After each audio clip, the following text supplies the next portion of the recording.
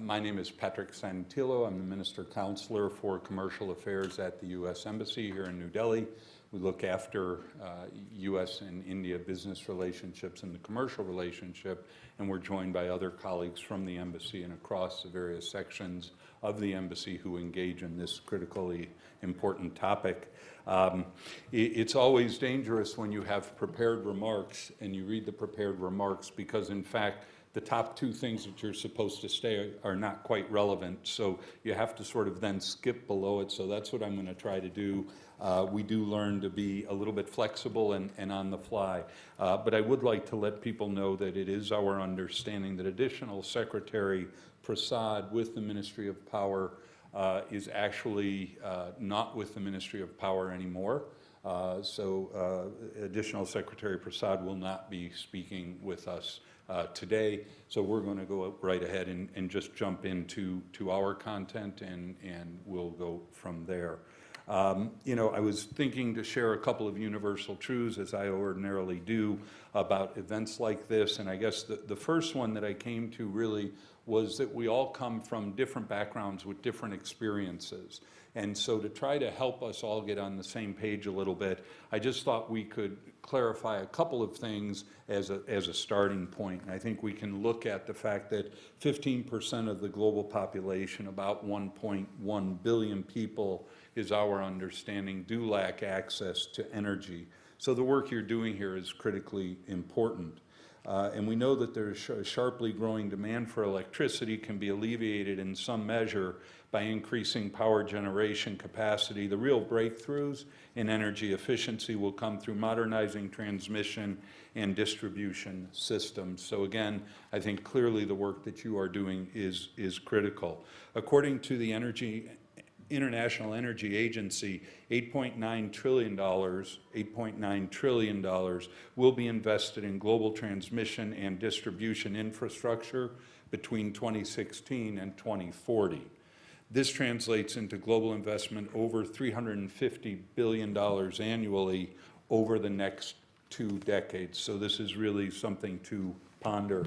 And over 65% of the global T&D network investments over these next 2 decades will be focused in non-OECD economies. So the room there for partnership is, I think, quite significant. Considering the sheer amount of global investment money at stake and considering the ongoing evolution of grid management innovation, we wonder and we think about how the utilities can best deploy smart grid technology to meet rising consumer demands.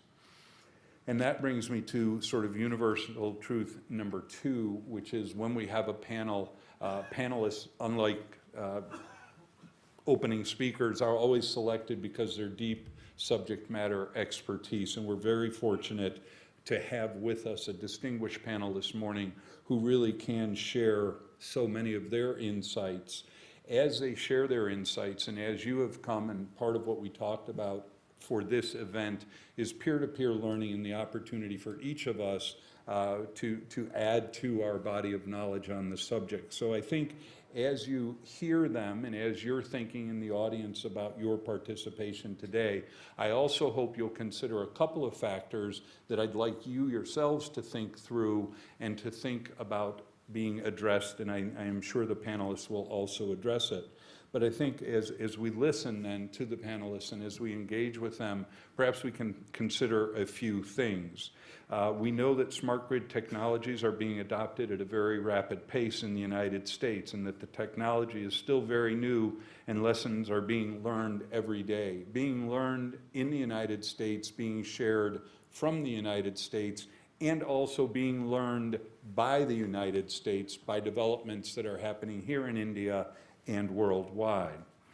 Again, we talk about the importance then of peer-to-peer, and we'll have time throughout the session for that exchange of ideas. During today's workshops, our panelists will share new insights on advanced metering infrastructure and energy storage applications. Each panel will feature global case studies highlighting how electric utilities can make the business case to drive investment and sustain deployment of smart grid technologies. So in this discussion, there are 3 themes that I hope our panelists will touch upon, and I hope you all can consider as well. The first theme is the issue of best value procurement. The key to a successful procurement lies not only in finding the right technology to solve the challenges at hand, but also we want to think about how we can find solutions that bring optimal and sustained results appropriate to the Indian and local environments over the full life cycle of these projects.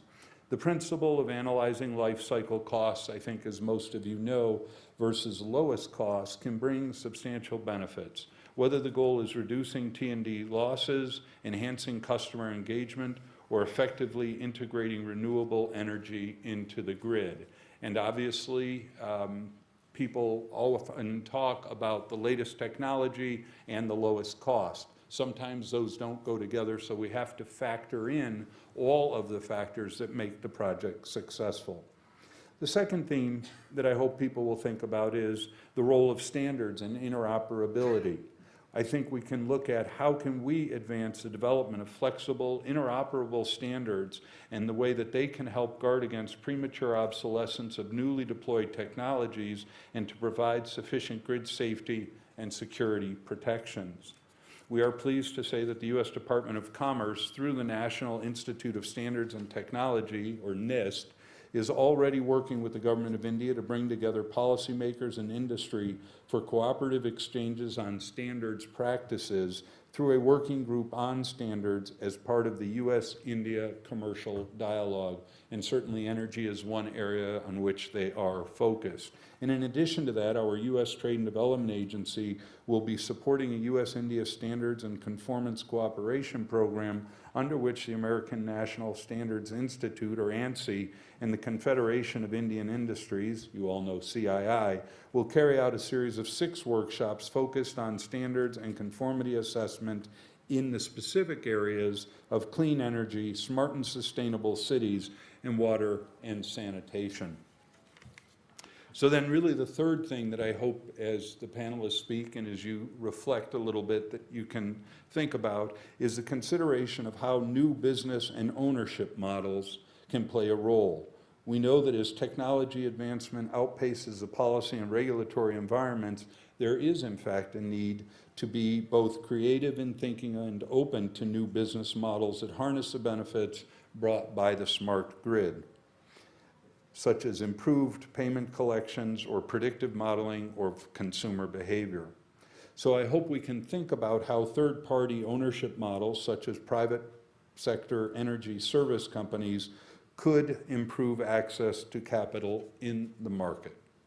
So with that, I think it brings me really to my third universal truth, and that is that discussions like this, especially at the workshop level, really are best left to the experts on the subjects, and we're delighted to have the panel here with us today for this robust exchange of ideas. So it's my pleasure to introduce our moderator, Rahul Tongia from the Brookings, India, and our first group of panelists on the dais to begin the first panel discussion on advancing metering infrastructure. Please welcome them and please engage this morning on a proactive and productive conversation. Thanks so much for being out so early. Panelists, thank you all for joining us and for taking the time.